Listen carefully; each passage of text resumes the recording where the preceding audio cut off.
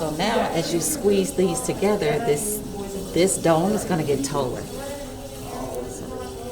You're good. Here, yeah. You're fine. All right.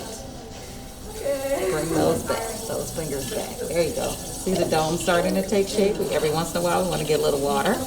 My path to becoming a teacher was based on my elementary school art experience and middle school experience, and getting to high school and finding out that the experience that I had was, I think my district had some challenges and we didn't have the opportunities that some students had.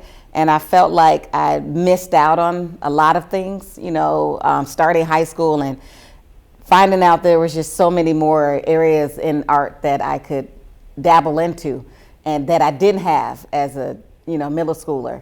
And so I wanted to kind of fix that. You are not only an art teacher, you're also an artist in your own right, and you're a speech coach. How do those three things make you what you are? Those are the things that I found in school. Those are the things that I found in high school. Art was this outlet for me. Art was a safe space for me. It was a creative space that I was supported in. And I was in an activity and I found the speech team, and I was a cheerleader. And one of my teammates, she took me to her speech team meeting and I fell in love.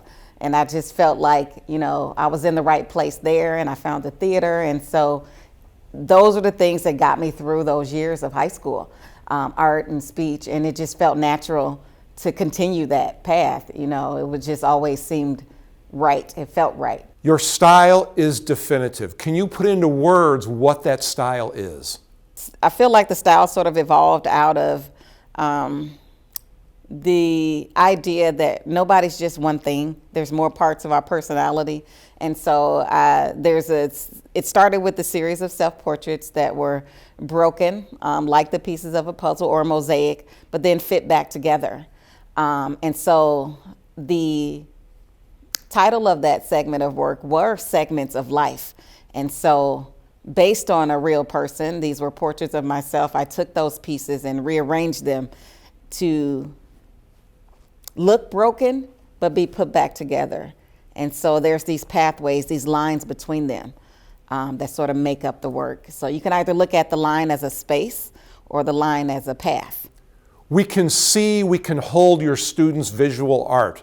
When it comes to speech, what is the art to speech? I often tell my speech kids in practice that we're going to color these words today, and I have to use art analogies in order to make it make sense, or even fonts. You say a word a certain way, but what if it was italicized, or what if it was underlined, or what if it was red? How would you say it? So we do a lot of those. I do a lot of those analogies and practices with kids. So I think the art to speech is coloring the words and giving the kids the creative freedom and, the expression to say them. The lines, the spaces between them, that's the story. I feel like that's our journey. The spaces between where we end up. It's like the path, the road, how you get in there. And that's why it feels free to make lines to me. It makes sense. I don't feel like I need to conform anymore. I can just do my thing. So the lines between the segments now are more powerful to me than the segments themselves. I am Donna Franks-Tapley, and I make artwork that matters.